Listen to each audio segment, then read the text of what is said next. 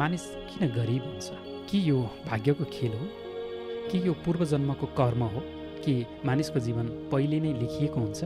वा मानिसले आफ्नो सोच, कर्म र प्रयासबाट आफ्नो भविष्य बदल्न सक्छ?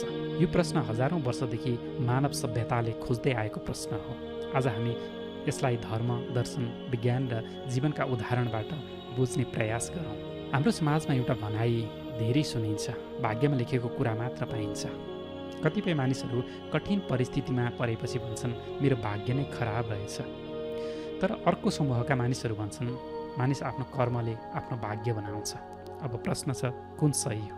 सायद सत्य यी दुईको बीचमा छ, किनकि मानिसले जन्म कहाँ लिने भन्ने कुरा उसको नियन्त्रणमा हुँदैन।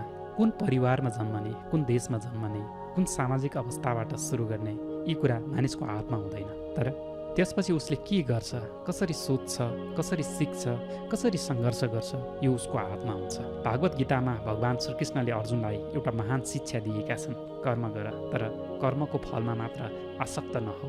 यसको गहिरो अर्थ छ।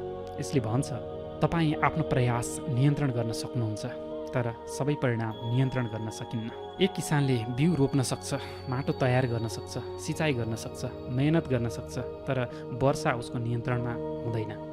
तर यसको अर्थ किसानले खेती नै नगर्ने भन्ने होइन। ठिक त्यस्तै जीवनमा पनि हुन्छ।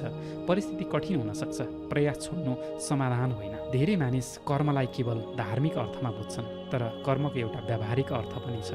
तपाईँले आज गर्ने कामले तपाईँको भोलि बनाउँछ। आज तपाईँले के सिक्नुभयो, कसरी सोच्नुभयो, कसरी व्यवहार गर्नुभयो, कसरी समय प्रयोग गर्नुभयो, यी सबै कर्म हुन्। यदि मानिसले दैनिक रूपमा राम्रो निर्णय गर्छ भने सानो परिवर्तनले पनि ठुलो परिणाम ल्याउन सक्छ। गौतम बुद्धले जीवनको पहिलो सत्य नै जीवनमा दुःख छ भनेका छन्। तर बुद्धको शिक्षा निराशाको शिक्षा होइन, दुःखको कारण हुन्छ र कारण हटाउन सकिन्छ। अर्थात् समस्या छ भने समाधान पनि छ। यदि गरिबी छ भने त्यसको कारण खोज्नुपर्छ।